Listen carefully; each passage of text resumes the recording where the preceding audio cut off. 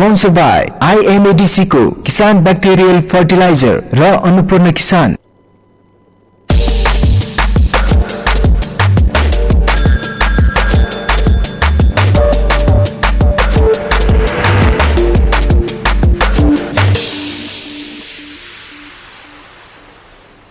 आलीदेखि थालीसम्म, गोठदेखि ओठसम्म, आवाज विहीनको आवाज, यो हो कृषि टेलिभिजन। हामी छौँ 24 घण्टा तपाईँको साथमा। नमस्कार, म कपिल खड्का। किसानसँग सिधा कुरा अन्तर्गत कार्यक्रम हेलो किसानमा यहाँहरू सम्पूर्णलाई हार्दिक स्वागत छ। हामी यसै समयमा यहाँहरूमा नियमित प्रस्तुत भइरहेका छौँ कृषि क्षेत्रको विभिन्न विषयवस्तुसँगै किसानका समस्या, जिज्ञासा एवं गुनासो सम्बन्धित विज्ञ मार्फत हामी सम्बोधन र समाधान दिँदै आइरहेका छौँ। कृषि क्षेत्रको विभिन्न विषयवस्तुमा छलफल गर्ने क्रममा आजको श्रृङ्खलामा हामी पशु आहार अन्तर्गत रहेर व्यावसायिक घाँस खेती, नेपालमा प्रचलित घाँसे बाली, घाँसका विशेषता र उत्पादन प्रविधिमा रहेर छलफल गर्न गइरहेका छौँ। दर्शकवृन्द, पशुपालनबाट राम्रो उत्पादन लिनको लागि राम्रो स्याहार सुसारको आवश्यकता पर्दछ। स्याहार सुसार राम्रो भएन भने राम्रो जातको पशु भएर पनि अपेक्षित उत्पादन लिन सकिँदैन। पशुको राम्रो स्याहार सुसार भन्नाले उचित व्यवस्थापन एवं राम्रो आहारको प्रबन्ध गर्न आवश्यक पर्छ, किनभने पशुको शरीरलाई चाहिने आवश्यक पौष्टिक तत्त्वहरू आहारबाट उपलब्ध हुन्छन्। पछिल्लो समय पशु आहार तथा दानाको बढ्दो मूल्यले गर्दा पशुजन्य उत्पादनको लागत बढिरहेको छ। अब यो अवस्थामा किसानहरूले घाँस खेती गर्न कतिको आवश्यक छ त? पशुबाट धेरैभन्दा धेरै उत्पादन लिन घाँसले कतिको मद्दत पुर्याउँछ? पशु आहारमा समावेश हुनुपर्ने प्रमुख पोषण तत्त्वहरू कुन कुन हुन् र घाँसमा कति प्रकारका पौष्टिक तत्त्वहरू पाइन्छ? आज हामी यिनै समग्र विषयमा रहेर छलफल गर्न गइरहेका छौँ।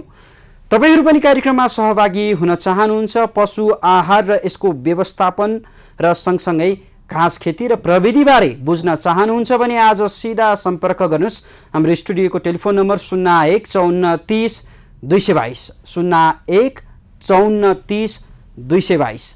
पशुपालनमा रहेका कुनै पनि समस्याहरू छन्, घाँस व्यवसाय र यसको प्रविधि बारेमा बुझ्न चाहनुहुन्छ भने आज सम्पर्क गर्न सक्नुहुनेछ। हाम्रो स्टुडियोको टेलिफोन नम्बर तपाईँहरूको टेलिभिजन स्क्रिनमा पनि देख्न सक्नुहुनेछ। आज हामीसँग वरिष्ठ पशु विज्ञ राम उद्गार महतो स्टुडियोमा हुनुहुन्छ। कार्यक्रमको सुरुमा पशुपालनको अवस्था र चुनौतीमा रहेर तयार पारिएको यो छोटो रिपोर्ट हेरौँ। रिपोर्टपछि पुनः उपस्थित हुनेछौँ। कार्यक्रम हेलो किसान हेर्दै रहनुहोला। गृहस्थ उत्पादनमा 25.7% र कुल गृहस्थ उत्पादनमा 11.5% योगदान पुर्याइरहेको छ र यो गति बढ्दो क्रममा छ। नेपालमा पालिने विभिन्न पाल्तु पशुहरूमध्ये गाई 74.5 लाख, भैँसी 52.5 लाख, बाख्रा 128 लाख, भेडा 8 लाख, सुँगुर 15.1 लाख, कुखुरा 825 लाख रहेका छन्।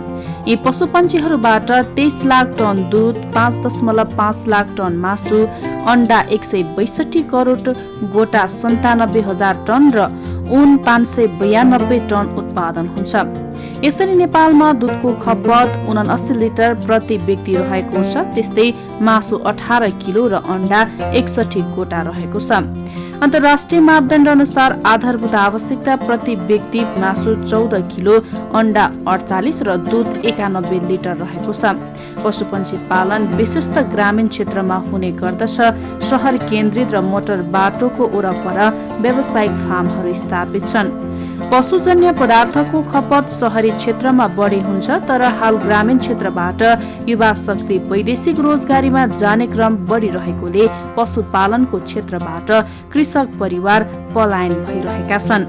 आम नागरिकको आर्थिक अवस्था सुधारोन्मुख रहेको अवस्थामा आगामी दिनहरूमा पशुजन्य पदार्थको उत्पादन बढाउनुका साथै ठूलो संख्यामा पशुपालनमा आधारित परिवारहरूको जीविकोपार्जनको सुनिश्चितता गरिनु हो। पशुजन्य पदार्थको उत्पादन तथा उत्पादकत्वमा आशातीत वृद्धि भइरहेको अवस्थामा पनि बढ्दो उत्पादन लागत, उन्नत जातका पशुपन्छीहरूको अभाव, परनिर्भर पशुपन्छी आहारका कच्चा पदार्थ र औषधिहरू, वातावरण परिवर्तनका नकारात्मक असरहरूका कारण पशुपन्छी पालन व्यवसायका प्रमुख चुनौतीको रूपमा रहेका छन्। व्यावसायिक रूपमा पशुपन्छी पालन गर्दा उत्पादन खर्चको 65 देखि 70% लागत आहार तथा औषधिमा हुने गर्दछ र यी वस्तुहरू 80% आयातबाट गरिने हुँदा व्यवसायबाट आएको मुनाफा सबै विदेशतिरै जान्छ। नेपालीले केवल श्रमको मूल्य मात्र पाउने हो। गत आर्थिक वर्षमा दाना बनाउनका लागि रु 15 अर्ब बराबरको मकै मात्र आयात भएको थियो। यसरी पशुपन्छी जन्य पदार्थको कुल उत्पादन बढे तापनि यस व्यवसायबाट आशातीत लाभ भने हुन सकेको छैन।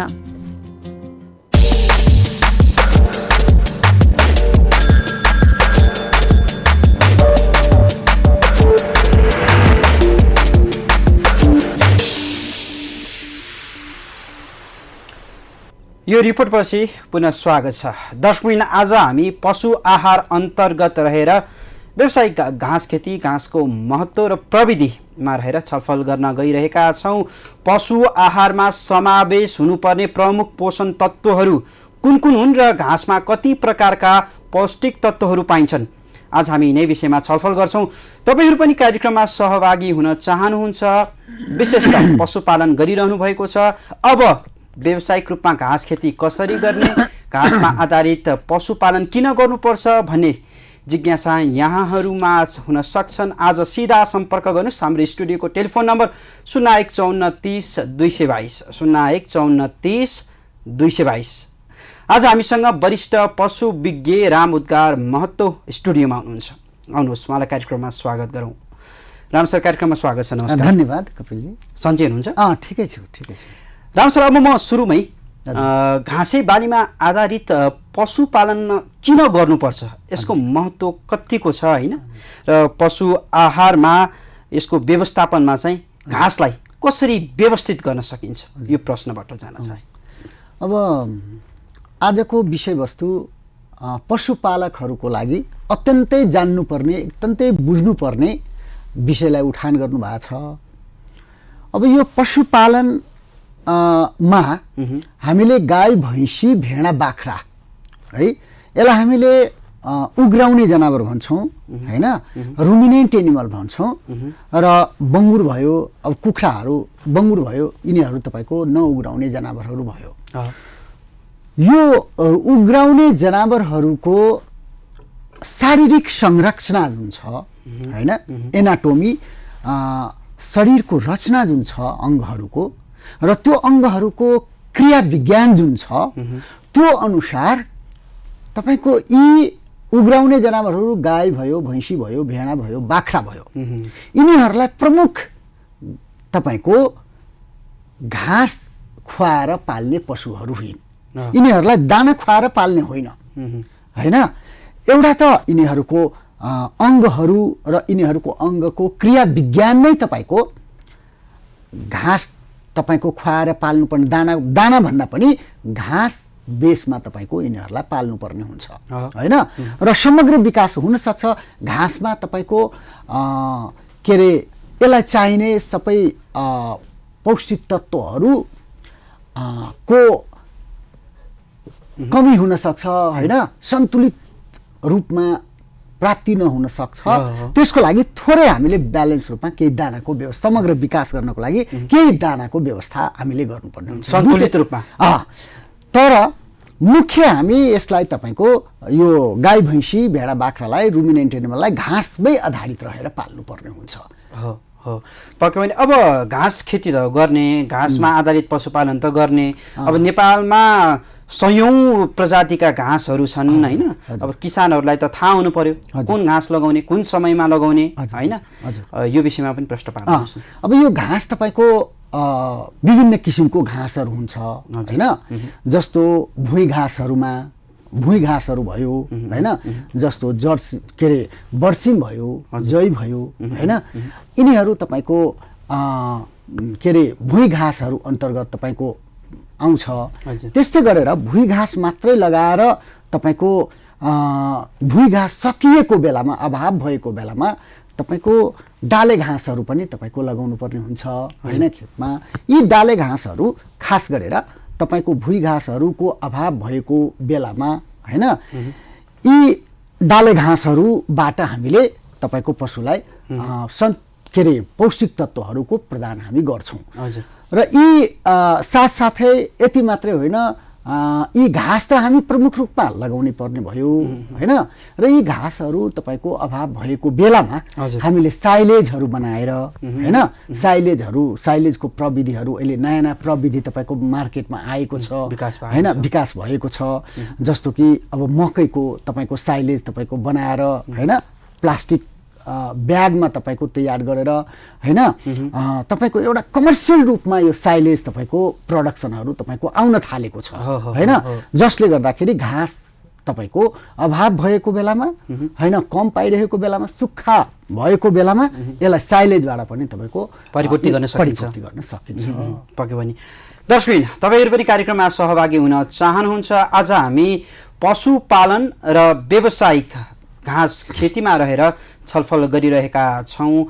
तपाईँहरू पनि कृषक हुनुहुन्छ, विशेष त पशुपालन गरिरहनु भएको छ र समस्याहरू उत्पन्न भइरहेका छन्। आहारा व्यवस्थापन कसरी गर्ने कठिनाइहरू उत्पन्न भइरहेका छन् भने आज सिधा तत्त्वहरू तपाईँको चाहिन्छ। अब यी पौष्टिक तत्त्वहरू पशुलाई प्राप्त हुने तपाईँको दुईटा सोर्स छ, एउटा घाँसबाट होइन र अर्को तपाईँको दानाबाट होइन। अब घाँसमा पनि हामी के भन्छौँ भने कोसे र अकोसे घाँस, कोसे घाँसहरूमा तपाईँको होइन बढी पौष्टिक तत्त्वहरू के अरे प्रोटिन बढी पाउँछ, पौष्टिक तत्त्वहरू अलिक बढी हुन्छ। त्यसैले घाँस खुवाउँदाखेरि पनि तपाईँको पौष्टिक तत्त्वहरू बढी भएको कोसे र अकोसे दुईटै घाँस मिलाएर तपाईँको खुवाउनु पर्ने हुन्छ। मात्रै हामीले कोसे घाँस खुवायो भने पशुले डाइजेस्ट गर्न, बढी प्रोटिन भएको कारणले डाइजेस्ट गर्न सक्दैन होइन, तपाईँको डायरिया हुन सक्छ र त्यो घाँसमा भएको पौष्टिक तत्त्वहरूको शरीरमा एब्जर्प्सन नहुन सक्छ। अनि अकोसे घाँस मात्रै हामी खुवायो भने तपाईँको त्यसमा पौष्टिक तत्त्वहरू, प्रोटिनहरू कम तपाईँको कोसे घाँसको तुलनामा कम पाउँछ। अब एउटा गाईलाई, एउटा वयस्कलाई, एउटा गाई, भैँसी, भेडा, बाख्रालाई हामी कति घाँस खुवाउनु पर्छ त? घाँस मात्रै तपाईँको यसको फिडमा हामीले 3 किसिमको होइन के अरे स्रोतबाट यसलाई पशुलाई चाहिएको पौष्टिक तत्त्वहरूलाई हामीले उपलब्धता गराउँछौँ। एउटा हरियो घाँस कोसे र अकोसे मिलाएर, त्यसपछि ड्राई म्याटर पनि खुवाउनु पर्छ, सुकेको तपाईँको ड्राई म्याटर, पराल भयो होइन, तपाईँको के अरे गहुँको छोइला भयो, भुसा भयो होइन, नल भयो, पराल भयो, ढोड भयो, यिनीहरू पनि तपाईँको, अथवा तपाईँको यो जति पनि यो दलहन तेलहन बालीको तपाईँको क्रप रेजिड्युहरू हुन्छ होइन, तपाईँको त्यसलाई तपाईँको सुकाएर राखेको त्यसलाई हामीले प्रयोग गर्न सक्छौँ होइन। त एउटा वयस्क गाईलाई एउटा वयस्क गाई भैँसीलाई दिनमा कति घाँस हामी दिनुपर्छ, कति तपाईँको पराल दिनुपर्ने हुन्छ, कति दाना दिनुपर्ने हुन्छ, यो तिनटै तपाईँको पौष्टिक तत्त्वको यी तिनटै स्रोतलाई हामीले मिलाएर दिनु। एउटा घाँस खुवाएर मात्रै पनि हुन, पराल खुवाएर मात्रै हुँदैन होइन, दाने खुवाएर मात्रै हुँदैन। त्यसैले यो पशुहरूको समग्र विकास र आधुनिक पशुपालनमा बढीभन्दा बढी तपाईँको पशुबाट आय आर्जन गर्नको लागि, उत्पादन बढाउनको लागि यो तिनटै चिजको कम्बिनेसन हजुरको मिलाउनु पर्छ। जब किसानहरूको सबैभन्दा धेरै होइन दुखेसो अथवा गुनासो चाहिँ हामीले पशुपालन गरिरहेका छौँ, हाम्रो लागत खर्च चाहिँ बढिरहेको छ भन्ने हुन्छ होइन। फलस्वरूप अब कृषि पशु उत्पादनको पछिल्लो समय मूल्य पनि बढिरहेको छ होइन। अब धेरै गुनासो यसमै छ। अब हामीले सन्तुलित आहारको व्यवस्थापनमा तिनै प्रकारले काम गर्नुपर्छ यहाँले भन्नुभयो होइन। यसले चाहिँ लागत खर्च कम गर्नलाई सहयोग पुर्याउँछ या पुर्याउँदैन? एकदमै सहयोग पुर्याउँछ। लागतको त्यही त हामीले के कतिपय किसानहरूको, हाम्रो साथीभाइहरूको, दाजुभाइ दिदीबहिनीहरूको बुझाइ के छ भने म दाना खुवाएर पशु पालिदिन्छु नि त, गाई पालिदिन्छु, बाख्रा म दाना खुवाएर पाल्छु होइन। दाना खुवाएर पाल्ने भनेको त्यसलाई उत्पादन गर्नलाई एउटा खसी तयार हुन 1 वर्षसम्म तपाईको 1.5 वर्षसम्म स्लटर एज हुन्छ तपाईको के रे खसीको। अब त्यो बेलासम्ममा हजुर हामीले कति लागत लगाएर एउटा हामीले हाम्रो खसी लोकल खसीहरू 18 केजी 22 केजी 25 केजी सम्मको हुन्छ हैन। त यसलाई मार्केटमा हामी बिक्री हुन गर्यो भने 1.5 वर्षको खसीलाई हामी कति पैसामा बेच्ने हो? 20,000 22,000 25,000 मा हैन। अब 25,000 मा एउटा खसी हामी बेच्छौं। अब 17,000 रुपैयाँको दानै खुवाएर तपाईको पाले भने अनि बाँकी तपाईको 1.5 वर्षमा हामी कति पैसा पाउँछौँ र हैन? 5,000 7,000। त त्यो त तपाईको के रे हामीले धेरै लगानी गरेर धेरै लागत लगाएर अनि हामीले मुनाफा त कति पायौं त? 7,000। खसी त बनायौं हामी 25,000 को बेच्यो, वाह वाह ओहो फलानुले 25,000 को खसी बेच्यो। तर त्यो खसी 25,000 को खसी बेच्दा हामीलाई हजुर इन्कम कति भयो त? त्यसैले लागतलाई तपाईको कम गर्नु पर्यो। कम गर्नु पर्यो। त्यो लागतलाई हामीले कोस्ट अफ प्रोडक्सनलाई कम गर्नको लागि हामीले घाँस प्रणालीमा जानु पर्यो हैन। घाँस बेसमा पाल्नु पर्यो। घाँस आधारित पशुपालनमा घाँस आधारित विशेष ध्यान दिनु पर्यो। अब अघि मैले कुरा गर्दै थिएँ एउटा वयस्क गाईलाई एउटा भैँसीलाई कति घाँस पानीको व्यवस्था गर्नुपर्ने हुन्छ त हैन। एउटा वयस्क गाई भैँसीलाई दैनिक रूपमा 25-30 केजी हरियो घाँसको व्यवस्थापन गर्नुपर्ने हुन्छ है। 25-30 केजी हरियो घाँस, त्यसमा कोर्से र अकोर्से मिलाएर हैन। त्यसपछि 7-8 केजी पराल 7-8 केजी ड्राई मेटर सुक्खा पदार्थ दिनु पर्यो। कुनै चाहे पराल दिनुस् तपाई, चाहे भुसा दिनुस् हैन, नल दिनुस् हैन, ढोड दिनुस् हैन। ड्राई म्याटर तपाईको अब ड्राई म्याटरमा तपाईको सुक्खा पदार्थमा धेरै जसो हामी कहाँ पराल प्रयोग हुन्छ। पराल प्रयोग हुन्छ। त्यसलाई चपिङ गरेर तपाईको चपिङ गरेर हामी खुवाउने गर्छौं। अनि त्यसलाई तपाईको बरु यी ड्राई म्याटरमा के हुन्छ? ड्राई म्याटर किन जरुरी भयो त? किन दिनै पराल पनि खुवाउनै पर्ने भयो? यसको आवश्यक किन छ? किन छ त? के घाँस खुवाएर हुँदैन? घाँस जति पनि छ त पराल किन दिनु पर्यो कसैको भनाइ हो भने? त्यो ड्राई म्याटरमा पशुलाई चाहिने पौष्टिक तत्त्वहरूको उपलब्धता बढी हुन्छ हैन। घाँसमा तपाईको 80-90% तपाईको पानी नै हुन्छ। त्यसमा पाउने पौष्टिक तत्त्वहरू घाँसमा कम हुन्छ हैन। तर बडीले जुन लिने हो तपाईको गाईको शरीरले तपाईको घाँसमा भएको पौष्टिक तत्त्वहरू हो त्यो एब्जर्प्सन सजिलोसँग लिन्छ हैन। धेरै लिन सक्छ भने परालबाट तपाईको पौष्टिक तत्त्व बढी तपाईको यसमा छ। तर पशुले जुन तपाईको त्यसलाई शोषण गरेर तपाईको शरीरमा जुन एब्जर्प्सन हुन्छ त्यो तपाईको घाँसपातबाट बढी हुन्छ।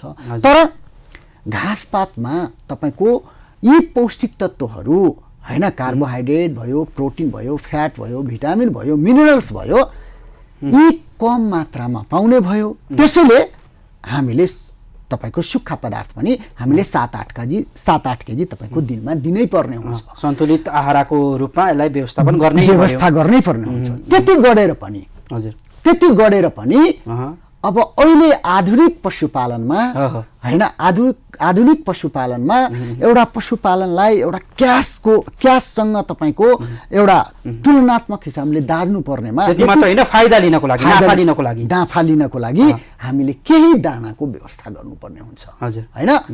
त केही दाना भन्नाले कति दाना दिने त हैन? कति दाना दिने? यदि पशु हैन गाई भैँसीको केसमा कुरा गर्ने हो भने गाई भैँसीलाई तपाईको यदि जीवन निर्वाह मात्रै गर्नलाई दिने हो भने अरू कुनै विशेष काम गरिरहेको छैन हैन, त्यो बेलामा हामीले 2 केजी दानाको व्यवस्था गर्नुपर्ने हुन्छ एउटा वयस्क गाई भैँसीलाई है। र यदि त्यो गाई भैँसी दुध दिइरहेछ, पेटमा बच्चा बोकिरहेछ, साँडेले प्रजनन कार्यमा लागिरहेको छ, त्यो बेला थप 2 केजी रासनको तपाईको व्यवस्था गर्नुपर्ने हुन्छ हैन।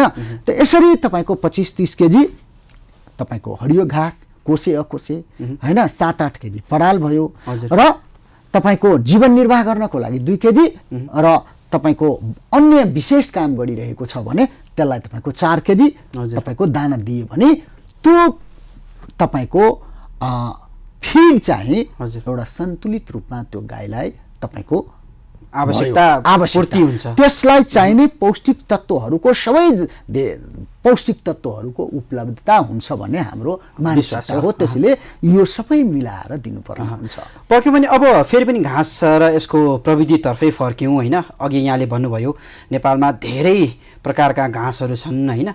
अब यसको प्रकारमा पनि जाउँ होइन, यसको विशेषतामा पनि जाउँ। अब सुरुमा चाहिँ डाले घाँसबाट सुरु गरौँ है। डाले घाँस भनेको कस्तो प्रकारको घाँस हो होइन, नेपालमा प्रचलित डाले घाँसहरू कुन कुन हुन् र किसानलाई तपाईँले विशेष रूपमा कुन कुन डाले घाँस रिकमेन्ड गर्न चाहनुहुन्छ? अब यो डाले घाँसहरूमा खास गरेर धेरै जसो डाले घाँसहरू तपाईँको बहुवर्षीय टाइपको हुन्छ होइन। एकचोटि लगाएपछि धेरै दिनसम्म तपाईँको हामीले त्यसलाई तपाईँको प्रयोग गर्न। अब यी बहुवर्षीय तपाईँको डाले घाँसहरूमा र यो लगाउनु पर्छ। एउटा किसानले भुइँ घाँसले मात्रै तपाईँको त्यसलाई धान्न सक्दैन। त्यसैले डाले घाँसहरूमा तपाईँको यो बढहर भयो होइन, कुटमिरो भयो, खन्यु भयो होइन, यी घाँसहरू चुलेत्रो भयो होइन। अब घाँसमा बाँस पनि आउँछ होइन। त यी घाँसहरूमा तपाईँको इपिलिपिल आउँछ होइन। तपाईँको यो किम्बुहरू भयो, यिनीहरू सबै तपाईँको यो पेरेनियल भयो होइन, एनुअल भयो र यी डाले घाँसहरू जुन छ त्यो बहुवर्षीय तपाईँको त्यही बढहर भयो। यी घाँसहरू सबै तपाईँको हामीले तपाईँको लगाउनु पर्ने हुन्छ र यी घाँसहरू हामीले डिलमा लगाउने, छेउछेउमा लगाउने होइन। तपाईँको एउटा जस्तो घाँसको लागि जग्गा छुट्याइएको छ भने, जस्तो हामी त के भन्छौँ भने तपाईँको एउटा गाई भैँसीलाई हजुरको 3 कट्ठा जग्गा तपाईँको छुट्याउनु पर्ने हुन्छ है। 3 कट्ठा जग्गामा 3 कट्ठादेखि लिएर 3 रोप्नी होइन जग्गा तपाईँको एउटा गाईलाई हामीले छुट्याउनु पर्छ। अनि त्यसलाई बल्ल तपाईँको भुइँ घाँसहरू, डाले घाँसहरू होइन, सबै किसिमको घाँसहरू एउटा गाईलाई तपाईँको धान्ने तपाईँको हुन्छ होइन। त यसरी तपाईँको डाले घाँसहरू तपाईँले जुन भन्नुभयो नि, यी मैले अघि भनेको तपाईँको बढहर भयो, कुटमिर भयो, खन्यु भयो होइन, तपाईँको बाँस भयो होइन। यी घाँसहरू तपाईँको डाले घाँसको रूपमा आयो होइन। यो सँगसँगै हिउँदे घाँस र यसको प्रकार होइन र किसानहरूले लगाउनु पर्ने हिउँदे घाँसहरू चाहिँ के छ? हो, अब यसमा तपाईँको हिउँदे घाँसमा तपाईँको खास गरेर हाम्रो भुइँ घाँसहरूमा अहिले व्यापक रूपमा प्रयोग भइरहेको बर्सिम होइन। त्यसपछि तपाईँको जर्सी के अरे जय घाँस होइन, जय घाँस। त्यसपछि बदामे घाँस होइन, राई घाँस होइन, राई घाँस। यी घाँसहरू अनि अहिले तपाईँको यो गाई भैँसीको लागि त होइन, के अरे खुमलटारमा तपाईँको बङ्गुर कुखुरा अनुसन्धान कार्यक्रम तपाईँको एउटा बङ्गुर र के अरे कुखुराको लागि अहिले एउटा रसियन कम्फ्रे घाँस तपाईँको अनुसन्धान गरेर पंक्षीको लागि विशेष पंक्षीको लागि पनि तपाईँको, किनभने त यहाँ हामी कुरा के गर्दैछौँ भने कोस्ट अफ प्रडक्सन कसरी घटाउने होइन, कोस्ट अफ प्रडक्सन कसरी घटाउने। त हामी बङ्गुरलाई, कुखुराहरूलाई, पंक्षीहरूलाई घाँस खुवाएर पाल्ने होइन होइन, पाल्ने होइन, तर त्यसलाई कोस्ट अफ प्रडक्सन घटाउनलाई अहिले बङ्गुर कुखुरा अनुसन्धान कार्यक्रम, नेपाल कृषि अनुसन्धानको तत्कालीन अहिले रसियन कम्फ्रे घाँस तपाईँको रिकमेन्डेसन गरेको छ। त्यो पनि पुरै खुवाउने होइन कि टोटल उसलाई चाहिएको टोटल फिडको 20% तपाईँको बङ्गुरलाई र के अरे कुखुरालाई तपाईँको यिनीहरूलाई पनि घाँस खुवाउने। के को लागि? तपाईँको कोस्ट अफ प्रडक्सनलाई तपाईँको घटाउनको लागि होइन। हुन्छ, थप प्रसङ्गहरू बाँकी पनि छन्। यति बेला भने छोटो व्यापारिक विश्रामतर्फ जाने बेला भएको छ। दर्शकवृन्द, आज हामी विशेषतः पशु आहार अन्तर्गत रहेर व्यावसायिक घाँस खेती, यसको महत्त्व, घाँस खेती प्रविधि र सँगसँगै घाँसमा कति र के पोषण तत्त्वहरू पाइन्छन्, आज हामी यिनै विषयमा छलफल गरिरहेका छौँ। विशेष त तपाईँहरू पनि पशुपालन गरिरहनु भएको छ, पंक्षी पालन गरिरहनु भएको छ। अब लागत खर्च कम कसरी गर्ने भन्ने जिज्ञासा यहाँहरूमाझ हुनसक्छ।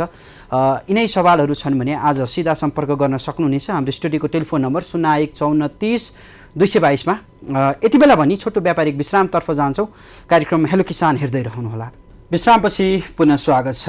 दर्शकवृन्द, आज हामी पशुपालन र आहारा व्यवस्थापनमा रहेर छलफल गरिरहेका छौँ र यसमा पनि विशेषतः घाँसमा आधारित पशुपालन किन र कसरी गर्ने, पशु आहारामा समावेश हुनुपर्ने प्रमुख पोषण तत्त्वहरू कुन कुन हुन् र घाँसमा कति प्रकारका पौष्टिक तत्त्वहरू पाइन्छन्, यिनै विषयमा छलफल गरिरहेका छौँ। तपाईँहरू पनि कार्यक्रममा सहभागी हुन चाहनुहुन्छ, पशुपालन गरिरहनु भएको छ, आहारा सँगसँगै अन्य विभिन्न किसिमका कठिनाइ उत्पन्न हुन सक्छन्, पशुपालनसँग रहेका कुनै पनि सवालहरू छन्, प्रश्नहरू छन् भने आजको श्रृङ्खलामा सिधा सम्पर्क गर्न सक्नुहुनेछ।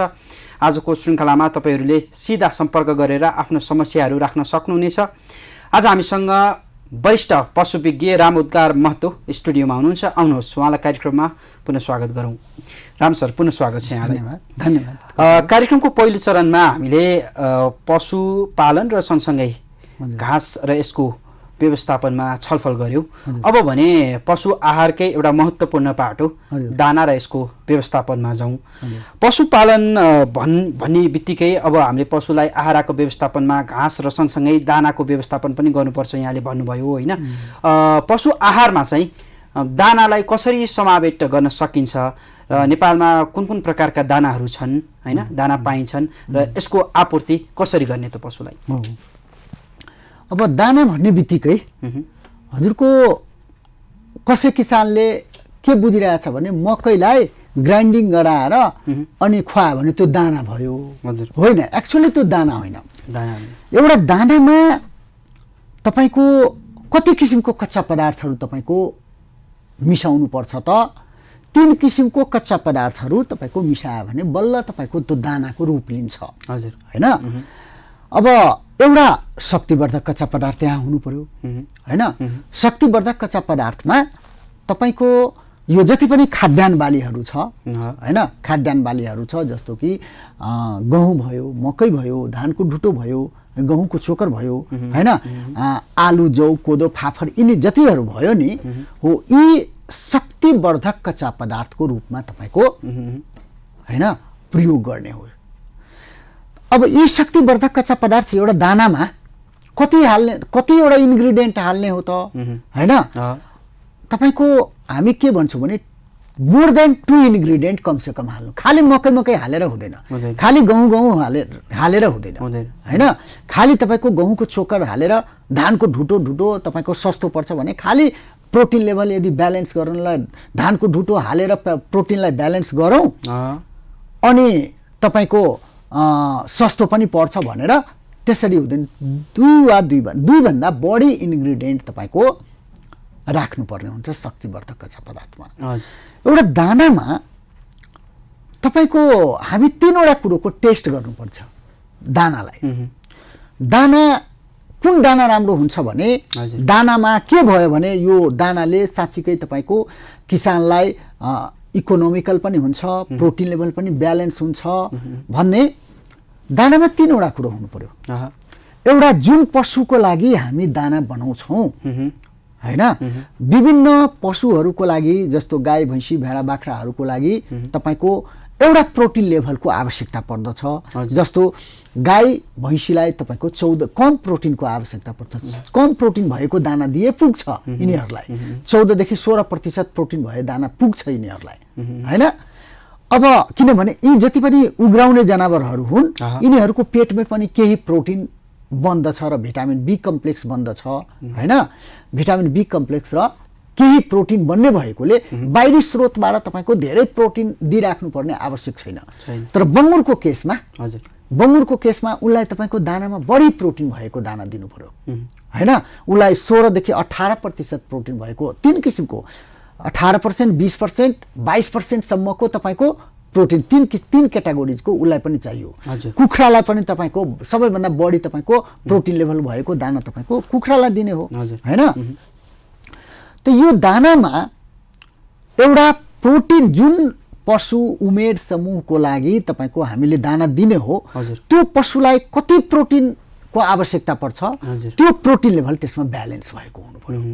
जस्तो गाईको लागि दाना बनायो भने तपाईँको 14%, 16% प्रोटिन हुनु पर्यो। हजुर। बङ्गुरको लागि बनाउने कुन उमेर समूहको बनाउने हो होइन, तपाईँको उसलाई 18, 20, 22% प्रोटिन तपाईँको बनाउने हो होइन। अब कुखुरालाई त हामी सबैलाई थाहा छँदैछ, तपाईँको 22% को, 20% को, 18% को, ब्रोइलर चाइल्डलाई चाहिन्छ भने लेयर्सलाई तपाईँको त्यही 22% को, अनि 2 नम्बरको दाना 16% को, अनि 3 नम्बरको दाना तपाईँको 18% को तपाईँको छ।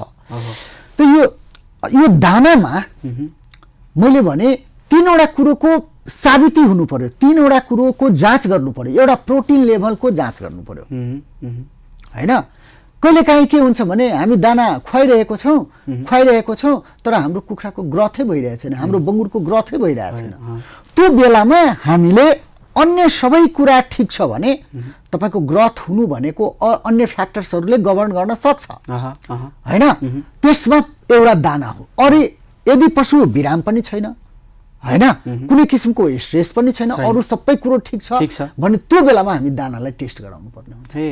हामीले खुवाइरहेको दाना उसलाई हामीले जति प्रतिशतको दाना खुवाइरहेको छौँ, जस्तो ब्रोइलरको 1 नम्बरको दाना 22% हो होइन, त ब्रोइलर कुखुरालाई तपाईँको 2 हप्तासम्म खुवाउने हो त्यो दाना होइन। त्यसपछि 2 नम्बरको दाना भनेको 20% को हो होइन, 20% को हो।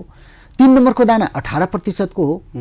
अब हामीले भनौँ न 2 नम्बरको दाना खुवाइरहेको छौँ होइन, तेस्रो र चौथो हप्तामा ग्रोथ भइरहेको छैन भने त्यो दाना हामी टेस्ट गर्नु पर्यो।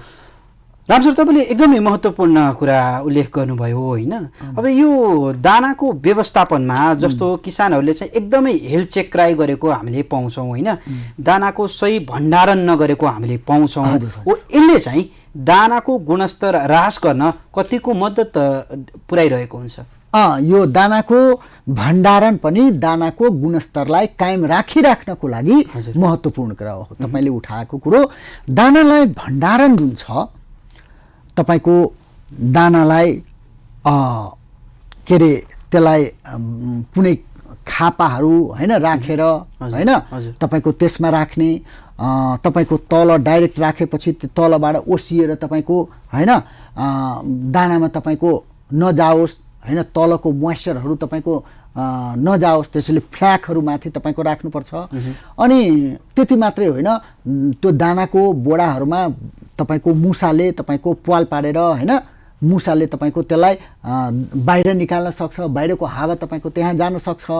त्यसैले यसलाई हामीले के गर्नुपर्छ भने फ्ल्याकमा, भुइँमा भन्दाखेरि फ्ल्याकमा राख्नु पर्यो र मुसाले यसलाई नोक्सानी नपुर्याओस् भने, बढी दाना छ भने प्लास्टिकले तपाईँको त्रिपालले तपाईँको राम्रोसँग छोपेर अझै बढी दिनसम्म स्टोर गर्नु छ भने तपाईँको सेल्फस धुवाउने विषहरू तपाईँको त्यहाँ राखेर होइन, धेरै दिन राख्ने हो भने होइन, यसरी तपाईँको दानालाई हामीले भण्डारण गर्नुपर्छ होइन। अब जस्तो पशु आहारमा त हामीले घाँसको कुरा गऱ्यौँ होइन, दानाको कुरा गऱ्यौँ। अब नेपालमा धेरै नै प्रचलनमा छ पराल होइन, हे अन्तर्गत पनि परियो होइन। अब पराललाई चाहिँ पशु आहारको रूपमा कसरी प्रयोग गर्न सकिन्छ? परालमा पनि पोषण तत्त्व त होला होइन, अब यसमा भएको कायम भएको पोषण तत्त्व र यसलाई थप बढाउनको लागि के गर्नुपर्छ? परालको पनि युरिया ट्रिटमेन्ट पनि गर्न सकिन्छ होइन। अब यो प्रक्रिया चाहिँ के हो? अब तपाईँ ठिक कुरा उठाउनु भयो कपिलजी। तपाईँको हाम्रो कन्टेक्स्टमा, हाम्रो नेपालको कन्टेक्स्टमा पशुहरूलाई खुवाउने मेजर तपाईँको स्रोतको रूपमा परालै तपाईँको आइरहेको छ है। परालै तपाईँको बढीभन्दा बढी तपाईँको पशुको के अरे आहारको रूपमा तपाईँको प्रयोग हुन्छ होइन। अब यो यसलाई तपाईँले भन्नुभयो कि यो युरियासँग ट्रिट गरेर किन खुवाउने गरेछ, के हो त युरियामा किन त्यसलाई ट्रिट गर्ने हो त होइन। परालमा भएको पौष्टिक तत्त्वहरूलाई बढाउनको लागि होइन, परालमा जे पौष्टिक तत्त्वहरू छ त्यसलाई बढाउनको लागि, अर्को परालमा भएको पौष्टिक तत्त्वहरू जुन छ नि त्यो सजिलैसँग तपाईँको पशुको शरीरले एब्जर्सन गरोस् भन्ने उद्देश्यले तपाईँको रामसर मैले रोकेँ यहाँलाई यति बेला कोही दर्शक हामीसँग जोडिनु भएको छ। नमस्कार, को बोल्दै हुनुहुन्छ, कहाँबाट? नमस्ते सर, म टेकराज जोशी नेपालगञ्ज बाँकेबाट।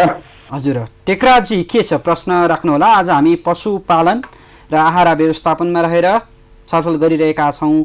तपाईँको प्रश्न के छ? आज हामीसँग वरिष्ठ पशु विज्ञ राम उद्गार महतो स्टुडियोमा हुनुहुन्छ। तपाईँको सवाल सिधै राख्नुहोला है त। सर नमस्कार सर। नमस्ते नमस्ते सर। सर म टेकराज जोशी हो सर, नेपालगञ्ज 20 नम्बर वडाबाट। हजुर हजुर। म पशुपालक किसान हो सर। हजुर सर। अब यो घाँस र आहारा व्यवस्थापनको कुरा सरले गरिरहनु भएको छ। हो। अब हामी चाहिँ नि अब परम्परागत ढङ्गले नै पालिरहेका छौँ सर। हो। अहिले आधुनिक ढङ्गले पालनको लागि प्रयास चाहिँ गरिरहेको छु सर, होइन? हो। अब यो दानाको कुरा छ नि सर, अहिले नेपालगञ्जमा इन्डियाबाट बढी चाहिँ नि दाना पशुको दाना आइरहेछ। हो। नेपाली दाना चाहिँ महँगो छ सर। हजुर हजुर। अब हामीले कुन दाना ठिक हो, कसरी टेस्ट गर्ने, हजुर हजुर, होइन, त्यो कुराहरूमा चाहिँ नि कुरा गर्नु पर्यो सर। हो। अनि अर्को कुरा, हाम्रो भेटनेरीमा चाहिँ नि माछा विशेषज्ञ हुनुहुन्छ, पशु विशेषज्ञ हुनुहुन्न। हजुर। अब डाक्टर पनि भने बेला डाक्टर पाइँदैन सर। हजुर हजुर। अब हामीले कसरी थाहा पाउने दाना चाहिँ गुणस्तर हो भनेर?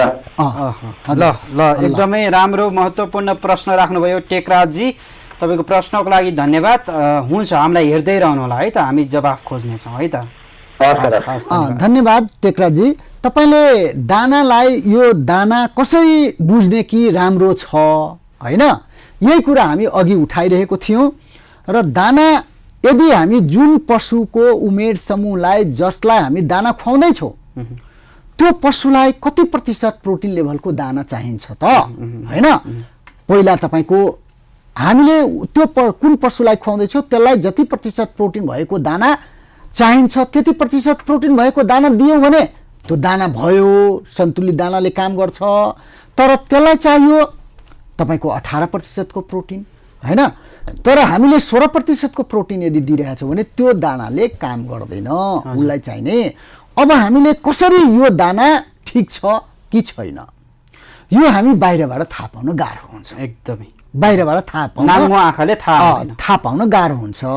यसलाई हामीले, हजुर नेपालगञ्जमा हुनुहुन्छ भने नेपालगञ्जमा तपाईँको न्युट्रिसन ल्याब छ, नेपाल सरकारको न्युट्रिसन, होइन, ल्याब छ, होइन? यता तपाईँको उता विराटनगरमा छ, काठमाडौँमा छ, होइन, के अरे नेपालगञ्जमा छ।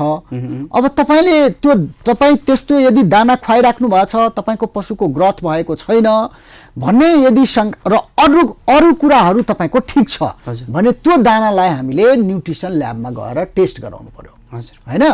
न्युट्रिसन ल्याबमा हामीले टेस्ट गराउँदाखेरि हामी जति प्रतिशत प्रोटिनको दानाको पैसा तिरेर हामी ल्याएको छौँ नि, उसले त तपाईँको यसमा यति प्रतिशत प्रोटिन भएको दाना हो यो भनेर तपाईँको लेखेको छ। यदि न्युट्रिसन ल्याबले त्यति प्रतिशत प्रोटिन यदि दाना छैन, त्यसमा छैन भने हो, अब के भयो भने हामीलाई दिएको 18% प्रोटिन भएको दाना, होइन, तर त्यो दानामा 16% प्रोटिन भयो भने हाम्रो पशुको त ग्रोथ हुँदैन, यो सरासर ठगी हो, रातारात ठगी हो।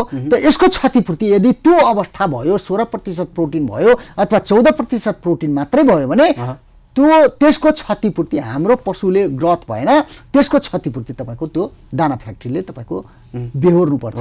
टेकराजजीले अर्को पनि मुख्य, होइन, एकदमै महत्त्वपूर्ण कुरा राख्नु भएको थियो। उहाँ इन्डिया बोर्डर छेउछाउ पनि हुनुहुन्छ, होइन, उहाँले भन्नुभयो अब दाना परिपूर्ति गर्नको लागि चाहिँ नेपालमा किन्नको लागि एकदमै महँगो छ, मूल्य एकदमै वृद्धि छ, त्यो वास्तविकता पनि हो, होइन? इन्डियाबाट हामीले लिएर आइरहेका छौँ, परिपूर्ति गरिरहेका छौँ भन्नुभयो। नेपालमा चाहिँ आयातित दानाहरू दिन प्रतिदिन एकदमै बढिरहेको छ, मूल्य अत्याधिक रूपमा बढिरहेको छ, होइन? अब यो समस्यालाई समाधान चाहिँ किसानले कसरी गर्न सक्छन्, होइन? यो अवस्थालाई चाहिँ कसरी हेर्नुहुन्छ तपाईँले? यो अवस्थालाई समाधान गर्नको लागि एउटा दानामा मात्रै तपाईँ विचार गर्नुहोस् कपिलजी, हरेक कमोडिटीमा, हरेक तपाईँको के अरे लाइभ स्टकलाई चाहिने तपाईँको औषधि भयो, इक्विपमेन्ट भयो, अथवा इभन तपाईँको तरकारी नै भयो, फुल भयो, मासु भयो, इन्डियाको मार्केटसँग हाम्रो मार्केटले कम्पिटिसन गर्न सकिरहेको छैन क्या। हैन हामी कहाँ उत्पादन भएको जुन उत्पादित तपाईको माछा भयो मासु भयो अन्डा भयो त्यो तपाईको के भयो भने महँगो पर्न जान्छ हैन अनि इन्डियाबाट तपाईको सस्तोमा आइदिन्छ अनि हामी कहाँ महँगो पर्ने त्यो दाना उत्पादन महँगो हुन्छ महँगोमा दाना किन्नु पर्ने हुन्छ अब त्यो कारणले किसानहरूले सोधेको खोजेको कुरो यो हो कि अब हाम्रो नेपालले उत्पादन गरेको दाना हामी कसरी प्रयोग गर्न सक्ने त हैन हजुर अब यसको मुख्य कारण के हो भने तपाईको गभर्नमेन्टले सब्सिडी दिनु पर्यो हैन दाना उत्पादनमा यहाँको तपाईको दानामा प्रयोग गर्ने इन्ग्रेडिएन्टहरु जुन छ दानालाई तपाईको दानामा प्रयोग गर्ने इन्ग्रेडिएन्ट जुन छ हजुर मकै भयो गहुँ भयो धानको ढुटो भयो गहुँको चोकर भयो भटमास भयो तोरीको पिना भयो आलसको पिना भयो हैन त्यसपछि हड्डीको चूर्ण भयो रगतको चूर्ण भयो माछाको सिद्रा भयो यी इन्ग्रेडिएन्टहरु जुन छ यो दाना बनाउने कम्पनीलाई अथवा किसानलाई प्रोत्साहन गर्नको लागि आफैले दाना बनायो भने किसानले यो इन्ग्रेडिएन्टहरुमा यति % तपाईको सब्सिडी दिने गभर्नमेन्टले तपाईको यो तपाईको पोलिसी एकदमै नीतिगत रूपमा सुधार हुन आवश्यक छ हैन यो विषयमा हुन्छ राम सर अब लगभग हामी कार्यक्रमको अन्तिममा पनि छौं अन्तिम चरणमा छौं यद्यपि एउटा महत्त्वपूर्ण विषयमा हामी छलफल गरिरहेका थियौं हैन पराल र यसलाई कसरी ट्रिटमेन्ट गर्ने युरिया ट्रिटमेन्ट गर्ने पराललाई बढी भन्दा बढी पोषण तत्त्व कसरी त्यहाँबाट सृजना गर्ने भन्ने विषयमा छलफल गरिरहेका थियौं हुन्छ एकदमै छोटो समय छ छोटो रूपमा बताइदिनुस् अनि हामी सकाउँछौं परालमा युरिया ट्रिटमेन्ट गर्नुको कारण एउटै कुरा हो मैले अघि भन्दै थिएँ कि त्यो परालमा भएको पौष्टिकता तत्त्वलाई तपाईको बढाउनको लागि अब कसरी बढ्छ त परालमा युरिया हाल्दिएपछि के बढ्छ त परालको पौष्टिक तत्त्वहरु प्रोटिन लेभल हैन मात्रा कसरी मिलाउने मात्रा हजुरको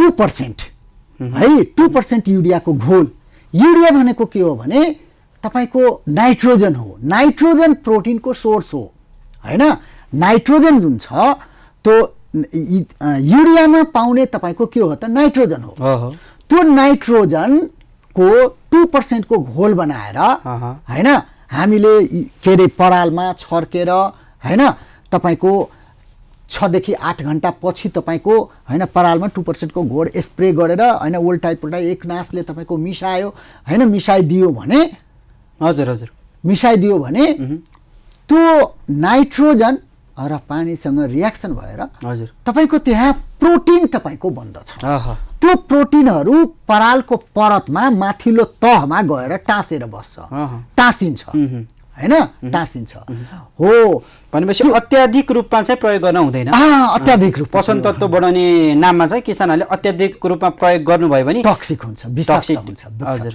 यसले चाहिँ अन्ततगत पशुको स्वास्थ्यमा गम्भीर असर पार्न सक्छ हुन्छ कार्यक्रमको समय सकिसकेको छ यद्यपि यो महत्त्वपूर्ण विषय पनि थियो हैन अब समयको अभाव छ हुन्छ स्टुडियोसम्म आइदिनु भयो विशेष त आज हामीले पशु आहार यसमा पनि घाँस खेती दाना र सँगसँगै विभिन्न आयाममा रहेर छलफल गर्यौं यहाँको समय र संवादको लागि धेरै धेरै धन्यवाद तपाईलाई पनि धन्यवाद मलाई त्यो मेरो कुरा पनि किसानहरुको समक्षमा राख्न दिनु भएकोमा र तपाई जस्तो गरिमामय कृषि टिभीमा हजुर के रे मैले किसानको लागि एकछिन भए पनि तपाईको आफूसँग भएको ज्ञानहरु सिपहरु हैन किसानमा तपाईको शेयरिङ गर्न पाउँदा तपाईलाई पनि म धेरै धेरै धन्यवाद दिन चाहन्छु हस् धन्यवाद दर्शकवृन्द आजलाई यति नै हामी भोलि पुनः उपस्थित हुने नै छौं फरक अतिथि फरक विषयवस्तुका साथ तबसम्मका लागि बिदा दिनुहोस् कृषि टेलिभिजन हेर्दै रहनु होला जय कृषि जय किसान समृद्ध कृषि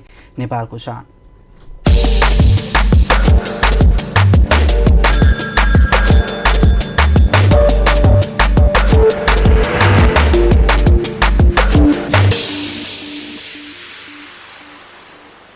स्पोन्सर बाय IMADC को किसान बैक्टेरियल फर्टिलाइजर र